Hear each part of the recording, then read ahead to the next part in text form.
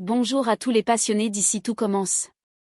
Préparez-vous, car ce jeudi 15 mai 2025, l'épisode 1176 marque un tournant bouleversant dans l'histoire de l'Institut Auguste Armand, et personne ne sortira indemne de ce qui va se passer. Dans les coulisses feutrées des cuisines, Marc Leroy, rongé par un mal silencieux, s'effondre peu à peu, piégé entre souvenirs douloureux, solitude et rechute dans l'alcool. Le combat des chefs approche, mais lui, il mène un combat intérieur dévastateur, loin des projecteurs. Pendant ce temps, Souleymane prend une décision courageuse mais lourde de conséquences, en acceptant de devenir le second de Marc. Il tend la main à un homme en détresse, mais se fait aussitôt rejeter par ses amis. Aux yeux de Carla et Jim, il devient un traître. Et la colère de Jim n'a jamais été aussi glaçante. De son côté, Billy joue son avenir culinaire lors d'un service décisif sous les yeux de la chef légendaire Johanna Padrick. Une opportunité en or, mais aussi une pression gigantesque qui pourrait bien faire tout basculer. Et au milieu de tout cela, une scène poignante s'impose, Marc, seul dans son appartement, s'effondre, incapable de remonter la pente, avant d'être retrouvé inconscient dans son jardin, une bouteille vide à ses côtés. La chute est brutale. Irréversible. Entre mensonges absurdes, manipulations affectives, cœur brisé, et vie en jeu, cet épisode est sans doute l'un des plus sombres et percutants depuis le début de la saison. Accrochez-vous, car ce 1176 épisode ne se regarde pas, il se vit. Jusqu'au dernier souffle. Dans les cuisines, Marc accueille Souleymane avec un sourire forcé. Il se veut bienveillant, presque détendu. Si tu veux observer ou filer un coup de main, t'es le bienvenu. Souleymane, un peu surpris par l'ouverture, accepte avec modestie. Mais très vite, il comprend que quelque chose ne va pas. Marc perd le fil, se répète, oublie un ingrédient, confond les gestes, puis s'énerve contre lui-même sans raison apparente. Et puis il y a l'odeur, à peine perceptible, mais présente. Celle de l'alcool. Plus tard, dans la grande salle, Tessier convoque les chefs pour officialiser les duos du combat des chefs, en présence des élèves. Bien. Pour chaque candidat, un second. Vous avez tous eu le temps de réfléchir. Olivia se lève la première, sûre d'elle. Je choisis Carla. Elle est vive, exigeante, et elle comprend mes codes. Applaudissements polis. Clotilde. Plus sobre mais déterminée. J'ai choisi. Jim. Une vague de murmures parcourt la salle. Le message est clair, Jim tourne le dos à son père. Et il le fait publiquement. Tessier se tourne enfin vers Marc. Et toi, alors? Marc se lève, seul. Il tente un sourire. J'ai pas encore choisi mon second. Mais ça va le faire. J'ai confiance. Mais Tessier détourne les yeux, dépité. Il le voit, Marc essaie de sauver la face, mais il est en train de couler à vue d'œil. Dans un coin, Joséphine attrape Souleymane par le bras. Tu devrais te proposer. Marc a besoin de quelqu'un de fiable. Et toi, tu pourrais vraiment faire la différence. Souleymane secoue la tête, mal à l'aise. C'est pas une bonne idée. Si je fais ça, je me mets Carla à dos, et Jim par-dessus le marché. Joséphine insiste, les yeux brillants d'inquiétude. Oui, mais si personne ne se mouille, Marc va s'écrouler. Et tu le sais. Souleymane reste silencieux. Pris entre loyauté, peur des représailles et l'appel discret de sa propre conscience. Et pendant ce temps, Marc serre les dents, seul dans sa cuisine. Les mains tremblantes, et la bouteille pas loin. Le combat des chefs n'a pas encore commencé. Mais lui, il est déjà en train de livrer la plus violente des batailles, celle contre lui-même. Dans un coin calme du parc, Marc tente une dernière approche. Jim est assis sur un banc, concentré sur son carnet. Marc s'avance lentement, presque fragile. Jim, je voulais juste te dire que je suis désolé. Je sais que j'ai merdé. Mais j'aimerais qu'on puisse, au moins se reparler. Jim referme sèchement son carnet, se lève et lui fait face sans détour. Tu veux qu'on se reparle? T'es imbuvable, Marc. Et toxique. Marc encaisse le coup, les épaules basses. Jim poursuit, plus calme mais ferme. J'ai besoin d'avancer. Sans toi. Je préfère prendre mes distances. Et sans un mot de plus, il tourne les talons, laissant son père seul, vidé, incapable de répondre. Un peu plus tard, dans les cuisines, Suleiman entre et retrouve Marc, seul devant son plan de travail. Il prend une grande inspiration, puis s'avance. Si t'as toujours besoin d'un second, je suis partant. Marc reste interdit un instant. Il le regarde longuement, hésite. Puis, dans un souffle presque soulagé. Ok. On fait équipe. Mais cette décision ne passe pas inaperçue. Dans la cour, Carla et Jim observent la scène depuis les hauteurs. Ils viennent d'apprendre la nouvelle. Carla, sarcastique. Génial. Monsieur le vertueux nous fait un coup dans le dos. Jim, glacé. Lâche sans même dissimuler sa colère. Qu'il se ridiculise avec Marc. Je l'espère. Franchement. Les mots claquent comme une gifle. Et dans leurs yeux? Suleiman n'est plus un camarade, c'est un traître. Pendant ce temps, en cuisine, Lionel s'agace auprès de Tom, en pleine session de préparation. J'en peux plus de ces méthodes préhistoriques. On bosse comme des Cro-Magnons. Tom éclate de rire. Mec, t'as pas les épaules pour la cuisine rustique. Faut transpirer un peu. Lionel lève les yeux au ciel. Mais un sourire se glisse sur ses lèvres. Car au fond, malgré les tensions, les rivalités, les trahisons, la passion, elle, ne faiblit jamais. Et dans les cuisines d'Auguste Armand, chacun cherche encore sa place. Parfois au prix fort. Dans l'agitation tranquille de l'atelier, Pauline pousse la porte, tout sourire, en mode improvisation joyeuse. Je passais dans le coin, je me suis dit, pourquoi pas déjeuner ici? Et faire un coucou à Tom. Elle salue les élèves. Puis aperçoit Tom, en pleine session d'épaules relâchées sous les mains expertes de Lionel. Elle fronce légèrement les sourcils, puis sourit malicieusement. Je dérange peut-être un moment d'intimité? Tom se fige. Lionel, interloqué, retire aussitôt ses mains. Non, c'était juste un massage, Post-stress, technique de concentration. Pauline, espiègle. Si vous voulez être tranquille, je peux revenir. Tom rougit légèrement. Puis s'éclipse quelques secondes avec Lionel à l'arrière, en urgence absolue. Dans la réserve, Tom explique le désastre en marche. Pauline, c'est mon ex. Mon premier amour. Elle était à fond. Moi plus trop. J'ai pas eu le courage de lui dire la vérité, alors je lui ai fait croire que j'étais gay. Lionel ouvre grand les yeux.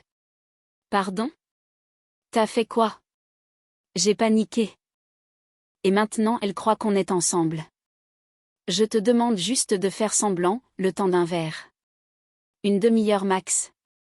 Lionel croise les bras, faussement offensé. Et moi dans tout ça? J'y gagne quoi? Tom soupire, résigné. Bon. T'as le droit d'utiliser le lave-vaisselle et les outils modernes pour le service du soir. Lionel tend la main, sérieux. Marché conclu. Mais si elle veut qu'on s'embrasse, c'est double tarif. Tom éclate de rire, mi-nerveux, mi-reconnaissant. Et c'est ainsi que, sous le regard attendri d'une ex légèrement trop enthousiaste, Tom et Lionel deviennent l'espace d'un apéro, le couple fictif le plus improbable de l'Institut, tout ça pour quelques verres, un mensonge pas digéré, et un lave-vaisselle en prime. Dans le couloir du vestiaire, Jude fait face à Tom, les bras croisés, le regard dur. Tu peux me dire ce que t'as foutu? Tom tente de minimiser, mal à l'aise. C'était juste un petit mensonge, pour sortir d'une situation délicate. Mais Jude ne décolère pas. Être gay, ce n'est pas un cosplay, Tom. Ce n'est pas un déguisement qu'on enfile pour éviter de dire à son ex qu'on n'a plus de sentiments. Tom baisse les yeux, piqué au vif. Je voulais pas blesser Pauline. C'était maladroit. Ok. Jude secoue la tête. Non, c'est pas maladroit. C'est un manque de courage.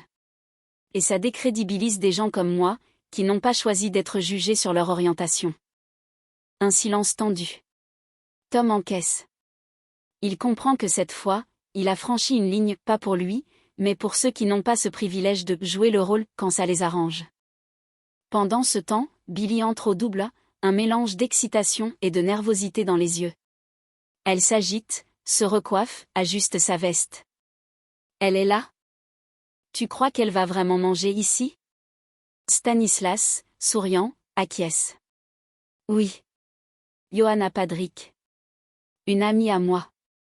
Elle vient tester le menu de midi. Et j'ai parlé de toi. Billy n'en revient pas. La Johanna Padrick? La chef de la Villa Atlantique? Celle qui fait du végétal une religion? Stanislas rit. Elle cherche une ou un sous-chef pour la rentrée à Biarritz. Si tu veux une chance, c'est aujourd'hui.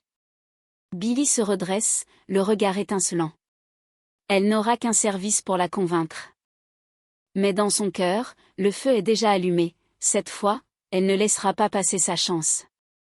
Entre erreur de jugement et opportunité décisive, la journée s'annonce intense à l'Institut, et tout le monde ne repartira pas indemne. Voici une réécriture immersive, poignante et cinématographique de cette séquence bouleversante d'ici tout commence, où la détresse de Mark atteint un point de rupture silencieux mais lourd de sens. Dans la cuisine professionnelle de l'Institut, la tension est palpable. Suleiman s'applique avec concentration, tentant de gérer seul les préparations pendant que Mark a disparu depuis plusieurs minutes. Ce dernier revient, le visage fermé, les pas précipités. Il claque la porte de la chambre froide, furieux. Qui a touché à mes affaires? Ma fiole était là. Il jette un regard noir à Suleiman, qui sursaute. T'as fouillé dans mes affaires? Non, chef. J'ai rien touché. Je vous jure. Olivia, présente à quelques mètres, intervient avec calme mais fermeté. Mark, respire. On ne peut pas travailler si tu cries comme ça. C'est déjà difficile de se concentrer. Mais Mark n'écoute plus. Il tourne en rond, le souffle court, piégé dans sa frustration, dans son manque, dans ce trou béant qu'aucune recette ne comble. D'un geste sec, il enlève son tablier, le jette sur le plan de travail et murmure d'une voix éteinte. J'arrête. Je peux pas. Et il quitte la cuisine. Personne n'ose le retenir. Chez lui, un peu plus tard, Mark referme la porte de son appartement dans le silence. Il sort une bouteille d'alcool soigneusement enveloppée dans un sac, la glisse discrètement parmi les produits ménagers sous l'évier. Une cachette honteuse, un geste qui en dit long sur l'état de son combat intérieur. Il s'assoit ensuite lourdement sur son canapé. La pièce est calme, vide, figée. Et c'est là qu'il tombe sur un pull, jeté sur la coudoir. Le pull de Rose. Il le prend, le serre contre lui. L'odeur, les souvenirs, tout remonte. Ses mains tremblent. Ses yeux s'embuent. Une musique douce, mélancolique, emplit l'atmosphère. Le genre de mélodie qui semble cueillir une âme en train de se briser. Mark s'effondre en silence. Pas de cris, pas de mots. Juste un homme seul, confronté à ce qu'il a perdu, à ce qu'il est devenu, et à ce qu'il ne sait plus réparer. Et dans ce moment suspendu, tout le poids de sa solitude le submerge, brutalement. Dans le jardin de l'Institut, Jim rumine en silence, les bras croisés, le regard encore durci par la colère. Jasmine le rejoint, calme mais déterminée à le faire redescendre. Tu veux être en colère contre ton père, je comprends. Mais Suleiman n'y est pour rien, Jim. Il serre les dents.